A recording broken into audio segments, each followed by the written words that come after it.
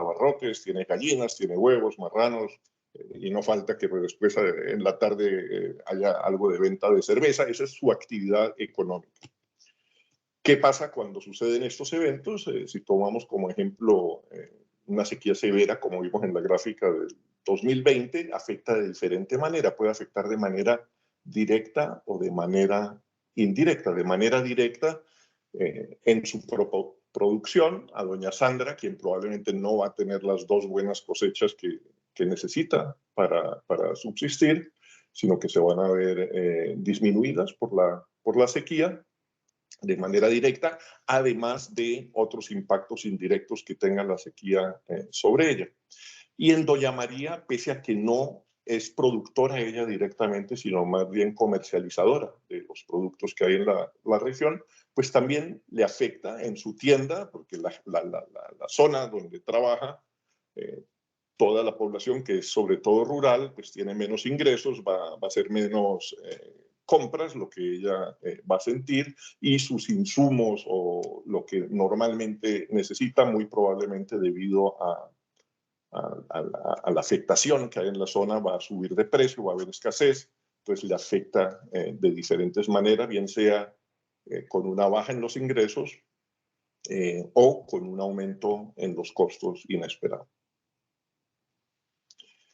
Eso, hasta ahí creo que no estoy diciendo nada que no sea intuitivo, que es lamentablemente el día a día y lo que leemos en los periódicos con muchísima frecuencia.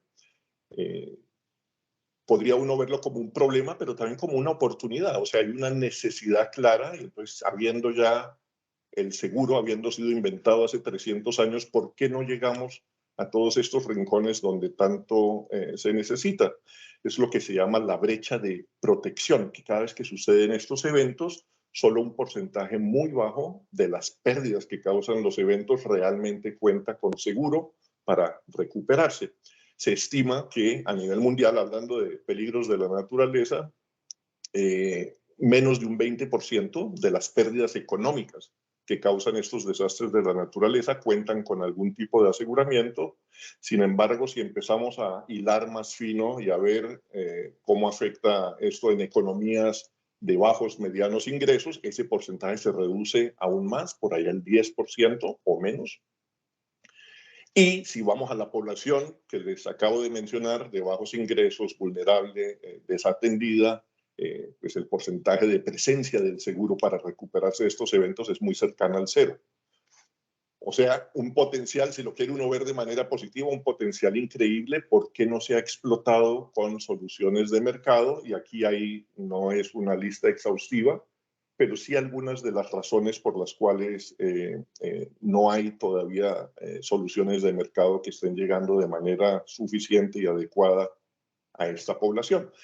Se pueden agrupar en demanda y oferta. En demanda, ¿por qué la gente no pide el seguro? Primero hay temas de entendimiento, hay desconfianza, es un producto complicado, está uno vendiendo una promesa.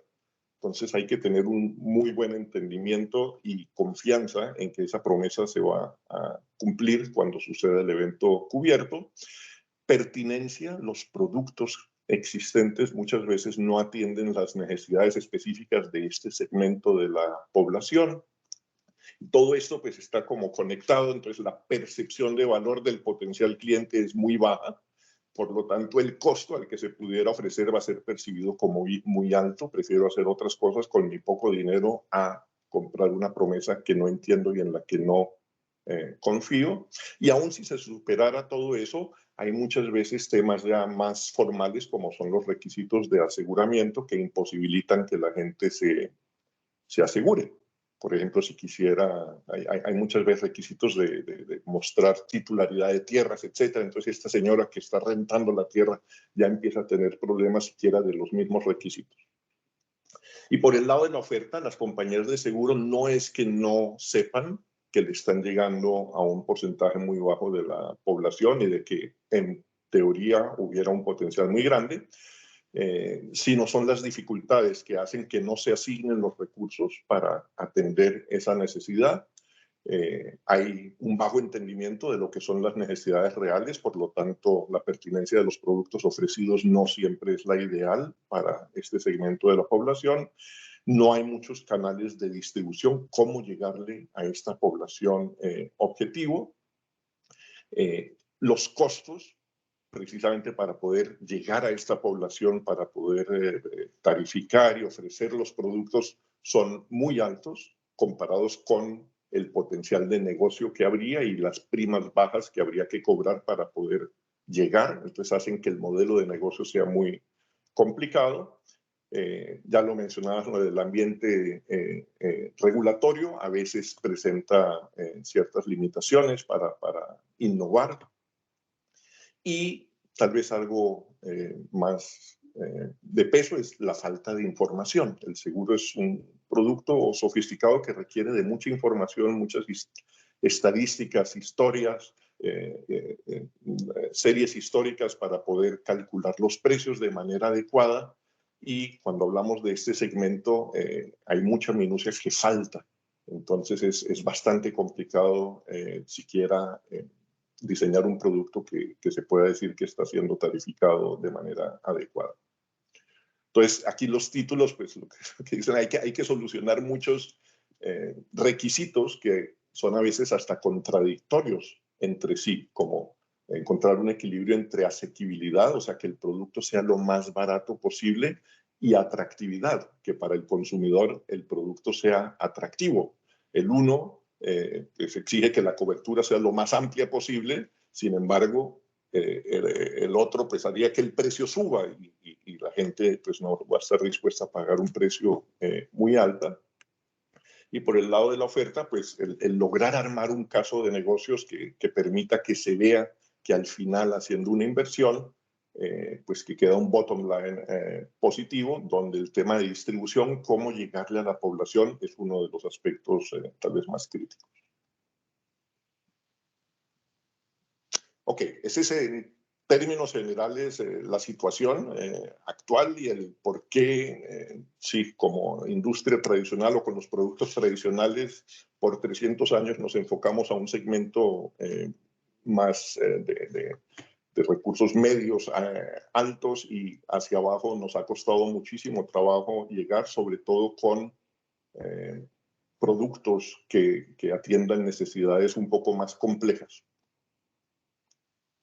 Y eso, pues, a su vez es lo que le dio la razón de ser a Micro hace ya algo más de 10 años, después del terremoto de Haití en el 2010. Seguramente muchos de ustedes se acuerdan de esas fotos terribles de ese terremoto. Se juntaron unas organizaciones y dijeron, hay que hacer algo a este respecto. Me queda clarísimo todas las barreras, pero no las utilicemos como justificación, sino más bien como una agenda de trabajo. ¿Qué podemos hacer para, pese a todas estas barreras, igual llegarle a este segmento de la población que tanto necesita de esta herramienta como lo es el seguro? Entonces, pues Micro se creó. Somos pioneros en el diseño de microseguros, o sea, vamos a este segmento de necesidades más bien bajas. Solo como dato anecdótico, tenemos en el momento una suma asegurada promedio a nivel regional de unos $1,000, para que se den cuenta del tamaño de la transacción promedio, basados en índices que permitan proteger contra desastres de la naturaleza. Entonces, solo hacemos peligros relacionados con la mano de Dios. No ofrecemos salud ni vida, esos productos, de esos ya hay algunos. Tratamos de juntarnos con ese tipo de soluciones, si tenemos acceso a la población, para atender también ese tipo de necesidades, pero lo que Micro hace es sobre todo modelar y diseñar soluciones contra desastres de la naturaleza. Entonces, en pocas palabras, lo que hacemos es poner la tecnología al servicio de la población desatendida. Aquí hay un video de 1 minuto y medio que va a explicar lo que después entramos en más detalle. Por favor, un poco de paciencia, solo 1 minuto y medio explicando de la A a la Z lo que hacemos. El planeta experimenta desastres catastróficos y el cambio climático hace tales eventos más frecuentes y severos. Los desastres impactan de manera desproporcional a la población de bajos ingresos, ya que son más vulnerables y normalmente no tienen acceso al seguro, forzándolos a usar sus ahorros, vender sus activos o incluso tomar créditos con usureros. Los desastres no solo causan daños directos a los activos, sino también daños indirectos que disminuyen los ingresos por reducción en las ventas o por aumento en los costos de producción.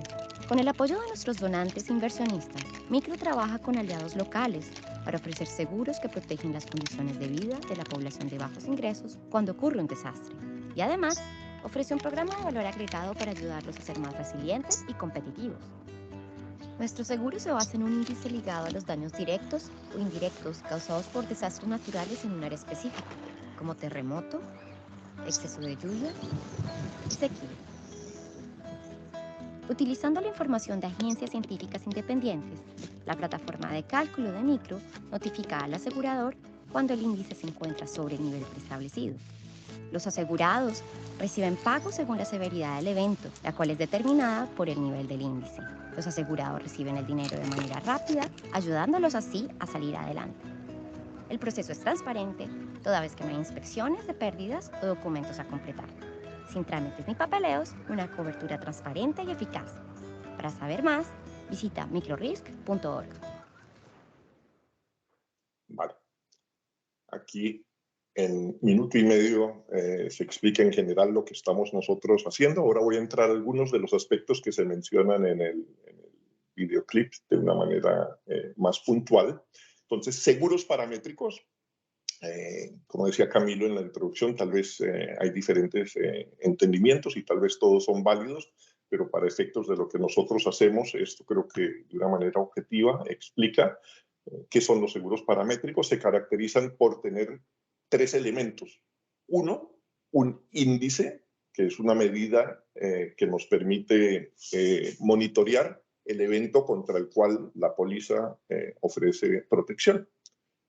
Entonces, si fuera exceso de lluvia, pues serán los milímetros de agua que caen. Si es sequía, pueden ser el número de días secos, o sea, días sin lluvia. Si es terremoto, pues la severidad con la que se mueve la tierra, etcétera, etcétera. Y hay diferentes mediciones que se pueden hacer dependiendo del peligro que uno esté interesado en cubrir. El que uno ve, la población está muy expuesta a este tipo de peligro.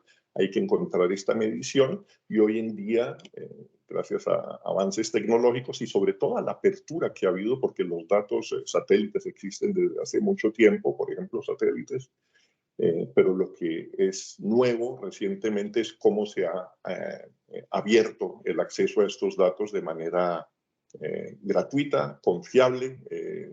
Eso empieza a dar muchas oportunidades de desarrollo de producto que tal vez antes no había.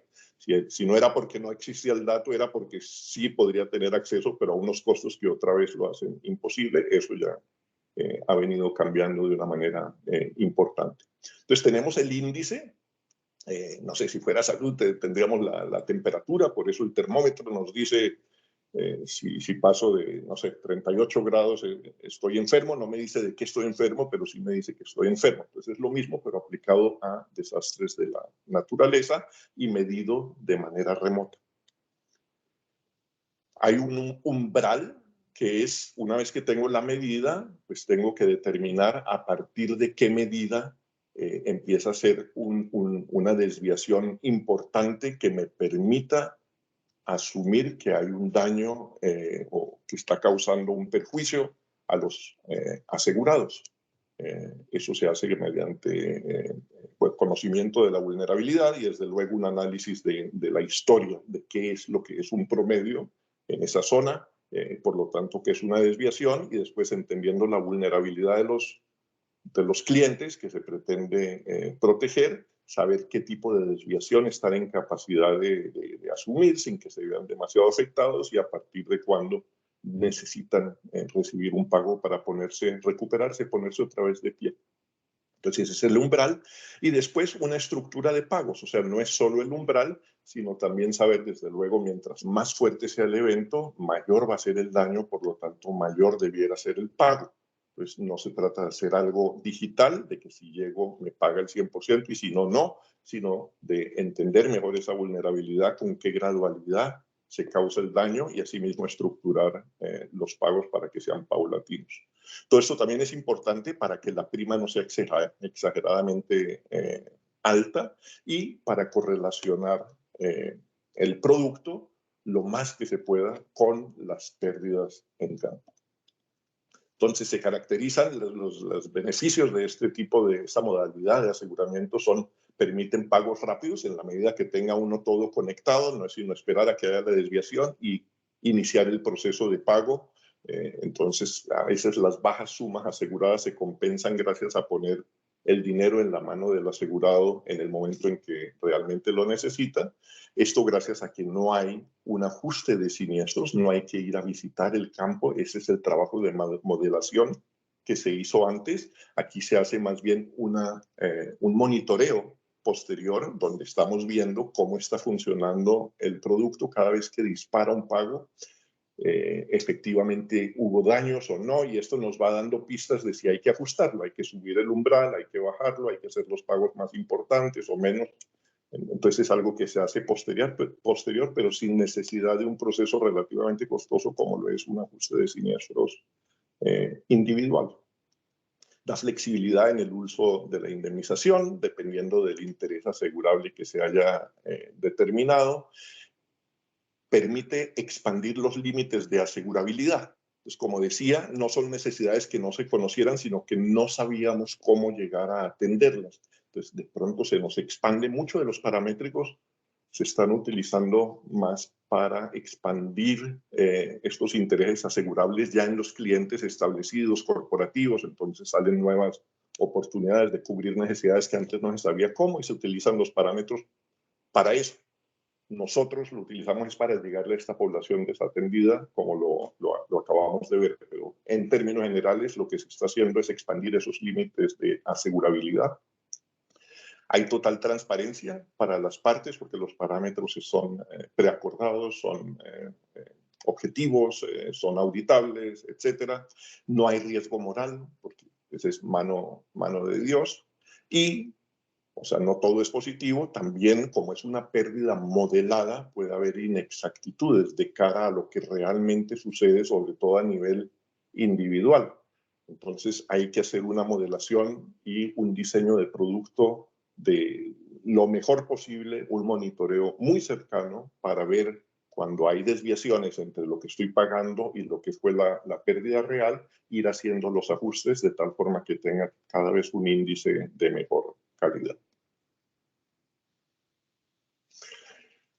¿Cómo lo hacemos? ¿Cómo le llegamos a este segmento de la población? Como decía, se trata de seguros pequeños. Hablaba de una suma asegurada de $1,000. Después vamos a ver algunos ejemplos para que veamos de qué tipo de sumas estamos hablando. Entonces, pensar en el 1 a 1, que por la primera, o sea, crear una cartera visitándolos 1 a 1 hasta tener las decenas de miles o cientos de miles que necesito. No es muy realista, sería algo demasiado costoso. Entonces, lo que nosotros hacemos es apoyarnos en agregadores, o sea, tenemos definidos los asegurados, que son hogares, microempresarios, agricultores, que son quienes van finalmente a recibir el beneficio, por eso microseguro, no macro ni meso, sino micro, con beneficio al asegurado. A ellos le llegamos a través de agregadores, que son entidades, sector público o privado, que ya tienen alguna relación o interés en estos asegurados, ya les están llegando con algún servicio o con algún producto, y entonces ver cómo completamos esa llegada ahora con herramientas de protección. A través de ellos, pues también se contrata una póliza con una compañía de seguros locales, que son las que asumen localmente el riesgo, administran la póliza, y ellos, la aseguradora, perdón, esto no es asegurado, sino aseguradora, se reasegura. Estamos hablando de riesgos de la naturaleza, o sea, por su naturaleza son riesgos catastróficos que cuando se activan en grandes números. Hay que tener un capital importante para poder responder a las pérdidas que se disparen, a los disparos que haya del producto. Entonces se necesita de un reasegurador. Y micro, lo que hacemos es, estamos al lado de todo esto. Aquí se ven flechas corticas y rectas y sencillito. En la realidad no es así, son muchas curvas y hay muchos gaps que hay que llenar para que las cosas funcionen. Y nosotros lo que hacemos es eso, tratar de llenar esos gaps, esas brechas que hay, bien sea en la originación de las oportunidades, en el diseño del producto, en el asesoramiento de la aseguradora, en asesoramiento del reasegurador, entrenamiento, etcétera, etcétera. Eso hacemos nosotros para que esto efectivamente se dé y no se quede simplemente en una presentación de PowerPoint. Además, una vez que se ha diseñado, ha sido autorizado el producto, se ha lanzado, entra en operación, seguimos jugando este papel que decía yo que es muy importante de monitoreo del producto. Y para eso lo que hacemos, la operación del producto, le ofrecemos a la compañía aseguradora los servicios de una plataforma de cálculo. Lo que hace la plataforma de cálculo es recolectar los datos de las fuentes que hayan sido seleccionadas, que puede ser de la NASA o de la NOAA o de las estaciones meteorológicas locales o de alguna agencia especializada en producir esos datos que me dejan a distancia, monitorear el peligro que me interesa. Entonces, todo eso es parte de la modelación y diseño del producto. Una vez que eso está determinado, así como la escala de pagos, ya es solo extraer datos de manera continua de esa fuente, traducirlos y compararlos con los parámetros de la póliza. Y cuando la plataforma detecta que se llegó al umbral o se excedió el umbral, o sea que hay una activación de la póliza, lo que la plataforma hace es notificar a la compañía de seguros, decirle, oye, me di cuenta, ayer se me dieron tantos milímetros de agua en tal ubicación, eso lleva a un pago de 10, 50, 100% de la suma asegurada, y con ese reporte de siniestro, lo que la compañía aseguradora hace es identificar los clientes que estaban en esa cuadrícula, en esa ubicación, su suma asegurada, aplicar el porcentaje de pago que proceda según el reporte que recibieron y proceder a hacer el pago, informando al cliente normalmente vía mensaje de texto. Entonces es un proceso un poco al revés, donde no es el cliente el que presenta el reclamo y la aseguradora va y verifica si el reclamo procede o no y el monto reclamado, sino que es más bien la aseguradora que le dice al cliente, me di cuenta que en tu localidad sucedió tal evento, te acuerdas que estabas asegurado, por eso recibiste tanto, que lo reciben en la forma que haya sido preacordada, bien sea con un giro a la cuenta bancaria de ahorros o mediante un token para que saquen el dinero de un cajero o la forma que haya sido acordada para ese fin. Ahora voy a entrar en algunos ejemplos que ya hay en la región para acabar como de aterrizar los conceptos. Aquí hay uno donde el agregador, o sea, quien tiene la relación con el beneficiario final, es un banco público nacional. En sí es en 2 países donde son bancos con una alta presencia del Estado. Los clientes, los beneficiarios son clientes de crédito productivo, porque lo que estamos asegurando es la continuidad de la actividad productiva. Entonces, solo le llegamos a clientes que tengan crédito productivo, no de consumo. La prima la paga el beneficiario mismo. Esto es en El Salvador y Guatemala. Se está cubriendo exceso de lluvia, sequía, terremoto. La suma asegurada es el monto inicial del crédito hasta $10,000. Pero como decía, el promedio está más o menos en 1,000, eso a nivel regional. Y la vigencia, pues, es la misma del crédito. Este es un producto que cuesta más o menos $4 al mes. Aquí hay una, llamamos la solución híbrida, donde está una cobertura muy simplificada, tradicional de daños, con un proceso de ajuste de siniestros muy simplificado, donde la verificación del daño, el que alguien salga ajustar en campo requiere que haya fallado un par de tests que permitan confiar en el reclamo, o sea, algo muy simplificado. Y acompañamos esa cobertura tradicional con un paramétrico. Entonces, el de daños, pues desde luego cubre por daños físicos, daños directos, que puede ser a la casa, que colapsa, mientras que el paramétrico lo que tiene en cuenta es más la actividad productiva. O sea, esto no solo le causa daños a la vivienda, sino el hecho de que la zona se haya visto afectada hace que sus costos para ir a trabajar o lo que veíamos antes de los tipos de afectaciones, se ve disminuidos los ingresos o aumentados los costos, y por eso el paramétrico también puede actuar o no, o puede que actúe solo uno y el otro no. Aquí también de suma asegurada se toma el monto inicial del crédito, la vigencia es la misma del crédito, y se está vendiendo a más o menos $2.50 al mes. Aquí hay uno interesante que es con el gobierno. Esto es en Guatemala. Este sí va dirigido a la base de la pirámide, por lo tanto el pago de la prima es por parte del gobierno al 100%, con planes de que haya un programa de graduación, y en la medida que fortalece uno su productividad, su resiliencia, etcétera, ojalá llegue el día donde ese segmento sea cada vez menor y se vayan graduando personas que puedan pagar ellos mismos la prima, pero de momento, siendo realistas, es un producto diseñado más para quienes no tendrían los medios para cubrirse.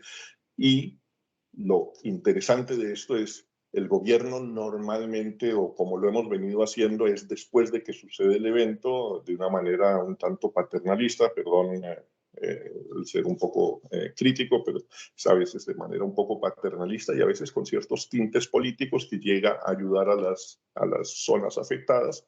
Y aquí es como un cambio también en la mentalidad. Eso va a seguir existiendo, pero cómo acompañarlo, no con esa ayuda generosa del gobierno después de sucedido esto, sino empoderando a este segmento de la población, dándoles un derecho, que tengan un seguro que les permite reclamar, que les permite recibir dinero cuando sucede el evento y decidir qué hacen. Lo bonito de esto es que empieza uno a involucrar a este segmento antes de que suceda el evento en temas de manejo de riesgo, porque no es solo transferir, no habría prima que alcance para solo transferir el riesgo, es también cómo impactar comportamientos individuales para que haya una mejor preparación, se fortalezca resiliencia y que cada vez lo que haya que transferir sea menos. Entonces, esta es una herramienta, a mí me gusta mucho, como se darán cuenta por el entusiasmo que le pongo. Aquí, como no es población bancarizada, entonces nos tocó ser un poco innovadores en cuanto a la forma como definimos la suma asegurada y definimos el interés asegurable, pero sí, eso ya se hizo de una manera muy adecuada. Y este es un producto que cuesta aproximadamente $5 al mes. Aquí hay otra solución también interesante, la llamamos la solución asequible, que es cuando hay una cartera muy grande y queremos con una microfinanciera, pero no saben si el costo del seguro los va a dejar mal de cara a la competencia que hay. Entonces, lo que vamos a hacer con ellos, está en proceso de implementación, es diseñar un producto, un paquete básico que cuesta muy poco. Aquí estamos hablando de $1 al mes, solo cubriría terremoto, va a servir como para empezar a vivir lo que es trabajar con el seguro. Entonces hay mucho tema operativo, pero también comercialmente ojalá que les sirva como diferenciador. El hecho de que, mira, ya mi crédito además incluye algo de protección contra terremoto. Y así empezar a hacer un poco cultura, que a veces es el estar tan lejos y la desconfianza que genera normalmente el seguro, que no nos permite siquiera que el seguro sea considerado como una herramienta tan necesaria, o no se le ven los beneficios de cara al costo que tiene. Entonces, este es un ejercicio interesante donde le apostamos a los grandes números con un producto muy básico. Sabemos que fortalece resiliencia, pero de una manera más bien limitada, pero para fortalecer la cultura y poco a poco ir llevando otros productos o ir aumentando suma asegurada.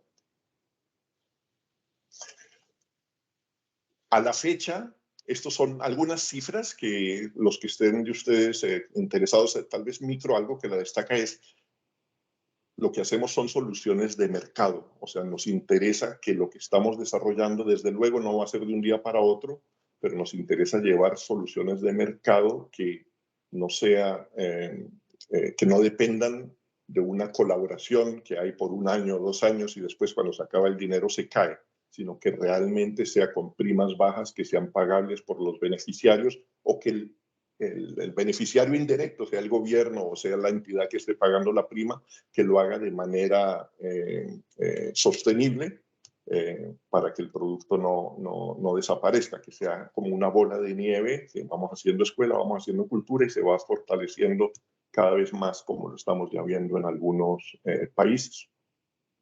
Entonces, algunas cifras de lo que hemos logrado en materia de beneficiarios, ya casi vamos a llegar a 1 millón. Hay que ver, son beneficiarios directos e indirectos, o sea, son los de pólizas, pero la cifra está multiplicada por 5 por una metodología que tiene una entidad con la que trabajamos que dice que de cada póliza emitida el hogar se puede multiplicar por 5. Entonces, pólizas mismas, pues es esto dividido por 5, casi 200.000 pólizas las que se han emitido, beneficiarios directos e indirectos, casi 1 millón. Pagos relevantes, en promedio entre 5 y 15% de un salario mínimo mensual es el monto de los pagos, que suena abajo. Eso no quiere decir que no haya habido pagos del 100%. De hecho, en Centroamérica, con la tormenta Amanda, en El Salvador hubo pagos muy importantes del 100%, pero esto es como en promedio porque al producto le colgamos una cola que empiece a actuar relativamente temprano. Eso no va a cambiar la vida de la persona, pero nos da oportunidad de, con cierta frecuencia, volver a los asegurados y repetir mensajes de ¿te acuerdas el producto que le vendí? Me di cuenta que llovió, la suma es baja porque la lluvia no fue fuerte y porque, si te acuerdas, la prima era baja también. Y es cómo está recalcando mensajes de tal forma de que el manejo de riesgo sea uno que cada vez causa menos desconfianza. De la mano de estos pagos, a veces bajos, pues se entiende esto, el por qué se han hecho ya 187.000 pagos. Esto es una cifra de 5 años. Sí, de 5 años, donde en especial 3 años contribuyeron a que hubiera tantos pagos, pero vuelvo y digo, eso es parte del diseño. Queremos estar haciendo presencia con cierta frecuencia y que el seguro no sea algo que de manera inconsciente por ahí está incluido en algún producto y nadie se enteró.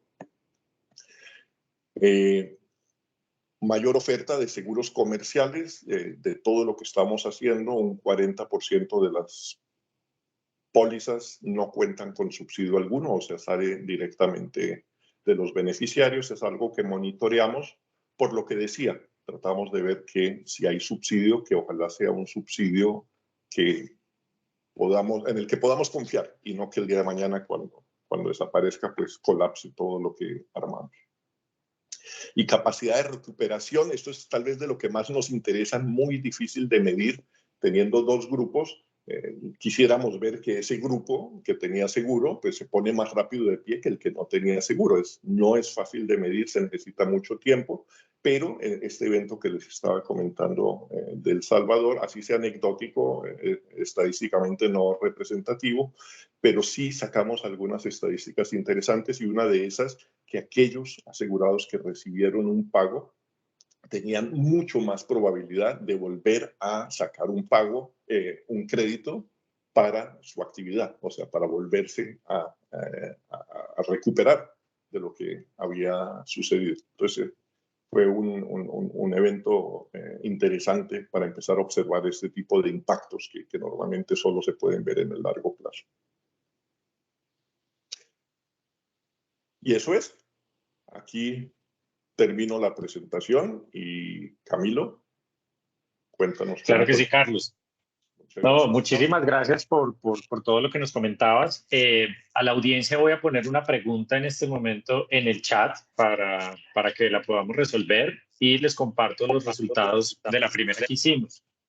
Antes de empezar, digamos, toda la presentación, el 50% de las personas que están asistiendo no sabían que era un seguro paramétrico. Entonces, lo que queremos ver ahora es si, después de todo lo que nos contó Carlos, cómo lo ven, si les quedó claro, y abrimos el foro para que nos puedan dejar sus preguntas en el chat y cualquier duda que tengan, pues Carlos no la puede resolver.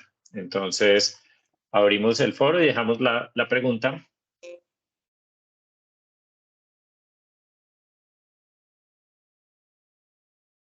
La pregunta es, ¿les parece que los seguros paramétricos sean una herramienta adecuada para cerrar la brecha de protección? Queremos escucharlos y queremos saber si tienen alguna duda en particular.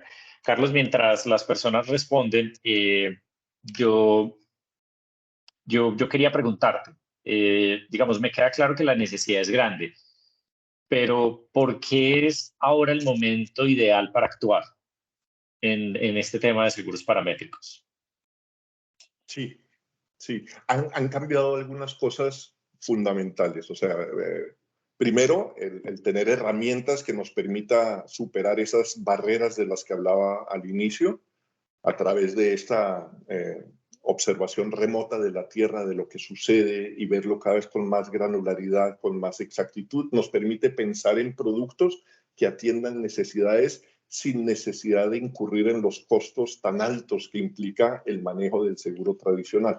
Entonces empieza a haber esa posibilidad y yo diría que ahora lo que nos está ayudando, porque eso ya lleva algunos años y lo que cada vez está viniendo con mayor fuerza es un aumento de la conciencia sobre la necesidad de hacer algo. Ayuda desde luego temas como cambio climático, que pues ya no es algo exótico para científicos, sino que nos está afectando a todos y por lo tanto empieza a ganar más relevancia el hacer algo, el entender qué es lo que está sucediendo, cómo manejo yo ese riesgo que es cada vez más frecuente, es más severo. Y dentro de esa ecuación, pues desde luego entra también no solo cómo reducir, cómo mitigar el riesgo, sino el riesgo que quede, el riesgo residual, cómo lo transfiero. Entonces el seguro empieza a jugar un papel importante. La conciencia sobre estos segmentos de la población vulnerable también cada vez ha ganado mucha prioridad en las agendas de gobierno, sector público, sector privado. Eso moviliza también dinero que permite invertir en innovación y hacer que todo esto se empiece a articular. Es un mercado que se está apenas generando. Estamos empezando a ver casos de referencia que son interesantes, que se empiezan entonces a emular en otros lugares y empieza a volverse más y más lo que hicimos hace 10 años en aquel entonces, casi como orando en el desierto, pero ahora cada vez más hasta trayendo competencia, que es precisamente lo que buscábamos, que es necesario para generar un mercado. Entonces sí hay un momento especial donde están las posibilidades, no solo en materia de tecnología, sino de recursos y de conciencia. Vale. Y ahora que mencionas tecnología, yo te quería preguntar cómo los modelos digitales de distribución se pueden compaginar o cómo crees tú que compaginan. Digamos, nosotros trabajamos con los modelos de distribución digital y digital, me refiero digamos, siempre a una frase que hacía Jack Ma, el fundador de Alibaba, donde decía, si Walmart quiere llegar a 1 millón de clientes más, necesita construir más de 1000 tiendas, pero si él quisiera hacerlo, llegar a ese mismo millón de personas, lo único que necesita es un servidor adicional. ¿Cómo ves la influencia y el poder que trae, digamos, los canales de distribución digital a este modelo de microseguros? Sí, mira, ahí tal vez no soy el más experto, pero sí tengo una opinión. O sea, definitivamente los avances tecnológicos están habilitando muchas áreas del seguro que son necesarias en ganar eficiencia, en poder ponerle precio a peligros que antes no se podía, o sea, está ayudándonos en muchas cosas. Cuando vas específicamente, me preguntas por los canales de distribución y aplicado a este segmento, en teoría, de acuerdo, sí, con una sola aplicación, pues le llegaste ya a todo un país, no tienes que abrir muchas sucursales, pero ahí no creo que sea tan rápido como con muchos otros productos que son de muy fácil entendimiento, donde no importa donde yo esté, veo lo que me está, si tienes acceso a mí como potencial comprador en la selva, entiendo cuál es el producto, tengo educación suficiente para comparar precios y tomo la decisión. Pues ahí va a tener un impacto más inmediato. En el caso del seguro, por tratarse de una promesa, etcétera, no sé qué tan rápido se pueda desvincular de esa interacción con una persona que genere la confianza necesaria. Entonces sí lo veo como algo down the road que va a tener que venir por sus eficiencias, pero específicamente para lo que es el seguro, creo que va a ser un proceso más lento por tema de la necesidad de confianza en un producto relativamente complejo. Vale, aquí tengo una pregunta de Lorenzo Vázquez. Te pregunta, ¿qué tipo de reaseguros utilizan?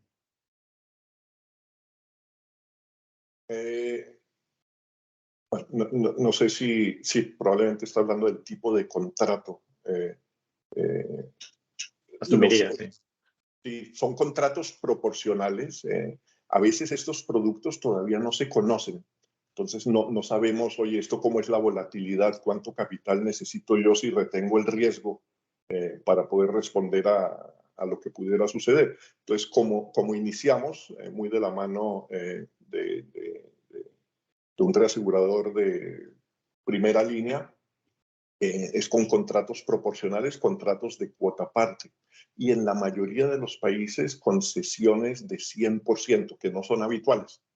Pero es reconociendo que se trata de productos nuevos, hay que dejar un tiempito hasta que se entiendan cómo son, y lo que nos interesa es despertar el interés por el riesgo y que empiece a haber una retención local. Solo hay un caso en el que la compañía, por políticas internas, dijo, yo tengo que retener algo, y ya no me acuerdo si la retención es 10 o el 20%. Pero es el único, todos los demás son por todavía cesión al 100%. Ok, súper interesante. Juan Carlos Cagua nos pregunta, ¿podrían mencionar aplicaciones de seguros paramétricos en el ámbito de seguros de vida, salud o riesgos laborales? ¿Es razonable verlo como una oportunidad?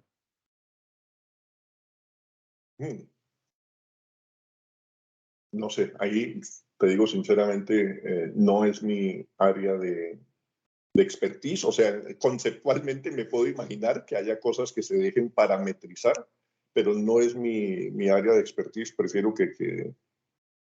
ni comentar antes de decir alguna barbaridad. Vale, listo. Pregunta Juan Oliveros, respecto al seguro paramétrico, entiendo que son los agregadores, son los mismos integradores, o entiendo son las cooperativas. ¿Qué tiene un gremio de agricultores pequeño? Cambia mucho de país a país. Nosotros sí, a veces se llaman sponsors, se llaman integradores, se llaman que se pueden ver en formas de cooperativas, a veces son microfinancieras, puede ser a lo largo de la cadena de valor, puede ser quien compra la producción de las personas, alguien que tiene ya una relación y por lo tanto está interesada en fortalecer la resiliencia de esa persona a la que le llega. Entonces, la forma que tome puede variar de país a país y de actividad a actividad. Esto que estoy mencionando son agregadores, tipos de agregadores con los que trabajamos, cooperativas, microfinancieras, bancos, gobierno. El gobierno es como el beneficiario indirecto más grande que le interesa que la población tenga fortalecimiento de su resiliencia. Agencias internacionales que están con algún tipo de intervención de desarrollo, entonces completarla, porque muchas veces como que va a la parte de las finanzas, a la asesoría técnica, pero nos olvidamos de proteger eso que se hace con mucho esfuerzo. Cada vez está cambiando más la mentalidad y esas intervenciones vienen también con una exigencia de aseguramiento. Entonces, es cualquier forma de cómo llegar a los grandes números para aprovechar el 1 a 1 que ya otro hizo. Hay que estar alineados, desde luego, en cuanto a los objetivos, que sean double bottom line. Desde luego hay que llevar a los grandes números para que sea comercialmente viable, pero hacerlo de manera responsable, que eso, en el caso nuestro, lo que quiere decir es que el producto que llevamos sea de alto valor, o sea, que gran parte de la prima que se recaude vaya al pago de siniestros, no de comisiones, lo que nos pone más presión en cuanto a los números que hay que llegar para que los números, el negocio, pues, dé. Vale, súper. Osmara nos pregunta, ¿hay alguna influencia desde el punto de vista de riesgos políticos o reputacionales país que afecten los modelos? Wow, o sea, no sé por dónde va la pregunta, o sea, no tanto de riesgos políticos, si podemos cubrir huelgas, esto, o si el índice puede ser influenciado por temas políticos, no sé por dónde vaya, pero algo que se me ocurre a este respecto, o sea, hay peligros que son difíciles de modelar. Si pensamos, por ejemplo, en inundación, no es fácil, o sea, es más fácil a través de satélites, estaciones meteorológicas, estimar qué tanto llueve, agua de arriba para abajo. Pero después, ¿dónde se acumula de abajo para arriba? Depende de muchos otros factores. La altura, la inclinación, 50.000 del río que estaba al lado, y se hace más difícil. Entonces ahí estamos comenzando nosotros a ver, empiezan a haber productos que son con imágenes, pero siguen siendo costosos. Entonces, estamos viendo cómo combinamos, por ejemplo, la caída de lluvia, tal vez en un área un poco más amplia, porque la lluvia puede venir de muy lejos, no necesariamente la que cae ahí mismo es la que causa la inundación, sino la que sucedió montaña arriba. ¿Cómo combinamos esa probabilidad de que se me haya acumulado aquí con alguna declaración de emergencia?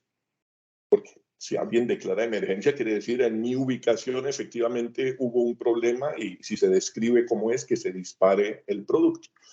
Pero ese tendría un poco problemas o limitaciones, que no sé si la pregunta iba por ahí, de riesgo político, donde tal vez la persona local con unos criterios diferentes a los que se diseñó el producto tiene motivación de decir emergencia para recibir los fondos. Entonces, no sé si va por ahí, pero sí estamos muy interesados en ver cómo habilitar esas observaciones locales. La cosa es ponerle objetividad. Vale. Aquí nos preguntan una que es bastante tecnológica y si quieres yo te puedo ayudar a responderla. ¿Sería ideal montar estos productos sobre tecnología blockchain para que una vez suceda el trigger de cobertura se pague el siniestro sin incurrir en otros procesos? A ver, yo comento y con gusto lo completas tú con temas más técnicos. Me interesa muchísimo lo del blockchain y llevamos ya varios años, bueno, lo digo de una manera un poco sarcástica, pero casi que buscándole un problema a esta solución. Porque yo veo lo del blockchain, como lo entiendo, si lográramos hacer un pool a nivel mundial, el blockchain fantástico, porque entonces tiene de una parte el riesgo, de otra el dinero, y el blockchain me ayuda a que con mucha confianza se junte lo uno con lo otro, si a través de estos contratos inteligentes programados se dispara un pago. Hasta ahí, perfecto. El problema es que hay demasiados intermediarios en el camino, hay fronteras, hay regulaciones que ese flujo que aproveche realmente esa tecnología, pues todavía no lo estoy viendo. Entonces, las propuestas que hemos tenido son para cubrir partes del proceso, pero que ya las tenemos resueltas de alguna otra forma. Entonces, el incentivo de adoptar blockchain ha sido relativamente bajo, pero sí creo mucho en el potencial. Pero Ok, por favor, no, súper. No, digamos que yo como lo vería es similar. O sea, blockchain lo que te permite es poder verificar en tiempo real algo que está sucediendo. Entonces, si tú tienes un evento que, por decir algo, tienes el sistema de información donde efectivamente se registró, no sé, algún tipo de desplazamiento de tierra o la cantidad de consecución, de caída de un porcentaje en milímetros de lluvia de tanto que va a generar la afectación y genera el trigger del evento, tú inmediatamente pudieses activar un mecanismo de pagos dentro de la red donde los asegurados están en la red y se tiene verificada su identidad y su posible reclamo y simplemente se hace una dispersión de fondos de manera automática como en un pago en tiempo real flash a la verificación de los eventos, es algo viable, pero lo que tú mencionas es cierto. Yo tengo un dicho normalmente en security, es que para poder sacar un seguro digital necesitamos organizar 10 micos para una foto y que se queden quietos. Para un tamaño de blockchain en este sentido masivo, con gobiernos, no son 10, es como 100 más o menos, y ponerles smoking. Entonces, sí tiene sus complejidades. Sin embargo, yo sí veo un futuro que vamos a llegar ahí, o sea, eso lo veo en tecnología en unos 5 o 10 años, completamente viable, completamente realizable. Listo, vamos a leer un par más. César pregunta, ¿qué aceptación ha habido de estos seguros paramétricos y los agregadores que llegan a la comercialización? ¿Cómo se maneja en temas de conocimiento e intermediación? Sí, no entendí la primera parte, la afectación. ¿Qué aceptación? Básicamente pregunta, ¿qué aceptación han habido de los seguros paramétricos por los agregadores y cómo ha sido un poco su comercialización e intermediación?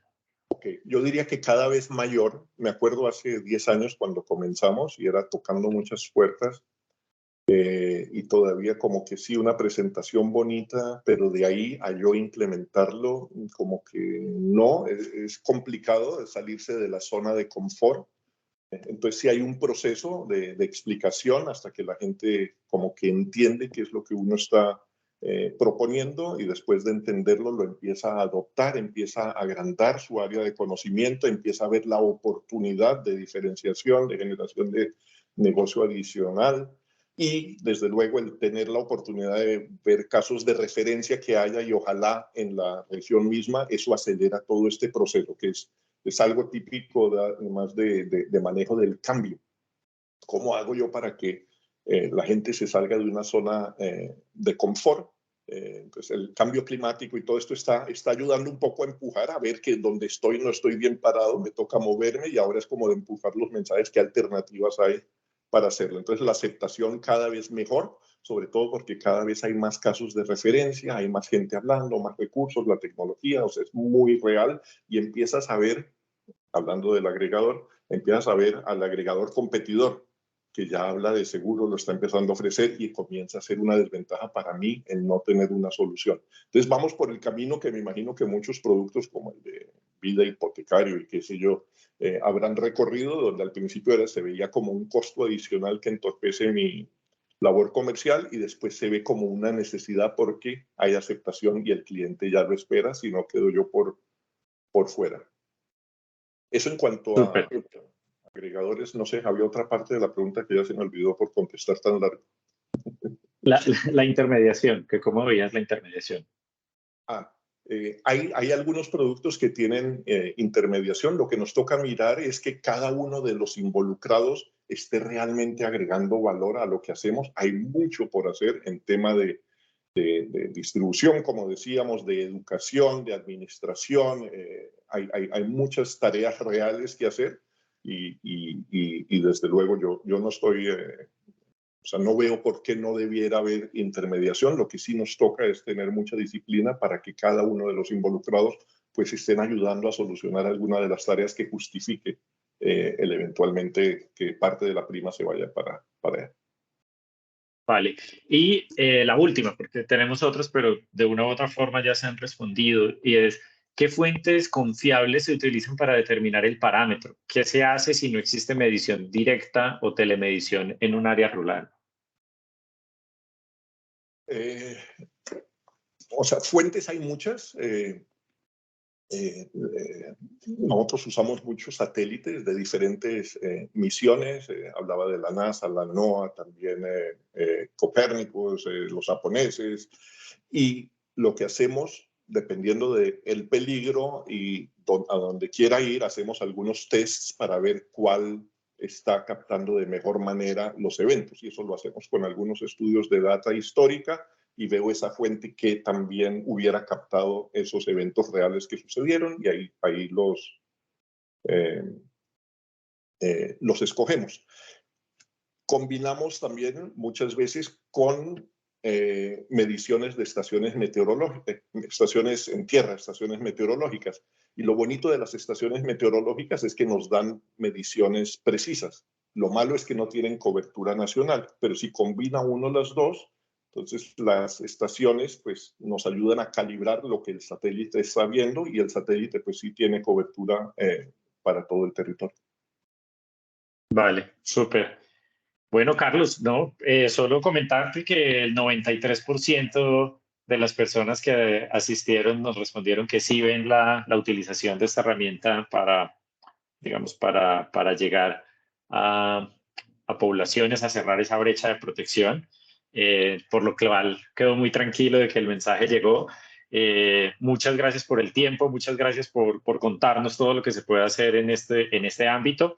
A todos los que asistieron, espero que se lleven un poco de lo que está pasando, de cómo está cambiando el seguro en términos de distribución, de concepción de producto, de cómo se le llegan a personas que anteriormente no se le llegan, con productos que son relativamente mucho más sencillos a los contratos tradicionales y actuales que tenemos en seguros, con parámetros muy, muy establecidos de cuándo cubre, cuándo no cubre y cuándo se tiene que pagar o no un siniestro, sin que se caiga en esos temas de interpretación, porque se vuelve, digamos, mucho más basado en hechos. Y también cómo las herramientas tecnológicas pueden ayudar a que esto sea una masificación el día de mañana y de verdad esto pueda cerrar las brechas, el gap protection que existe en Latinoamérica en todos los temas de las personas que no tienen cómo acceder a un seguro tradicional, que puedan por lo menos acceder a una capa de microseguro que lo cubra por lo menos en un porcentaje bastante importante frente a riesgos que están y que se pueden parametrizar, como los mencionó. Carlos, no sé si tienes alguna palabra final para los asistentes. No, pues muchas gracias por la paciencia. A los que les haya interesado, pues a través de Secure van a encontrar mis datos, y me interesa mucho. Creo que es un juego de sumas. Mientras más gente entienda y ayude desde sus diferentes ángulos a promover este tema de cerrar la brecha de protección, creo que es algo que nos conviene a todos. Así que los animo. Este es el momento de hacerlo. Vale, muchas gracias a todos. Cualquier duda, cualquier contacto que quieran tener, nos pueden comentar. Podemos revisar cualquier oportunidad de negocio que puedan tener que involucre seguros paramétricos, que involucre seguros digitales. Y nada, muchas gracias por asistir y les estaremos comentando de nuevos eventos que tengamos a lo largo de este año. Muchas gracias. Adiós. Muchas gracias a todos. Hasta luego.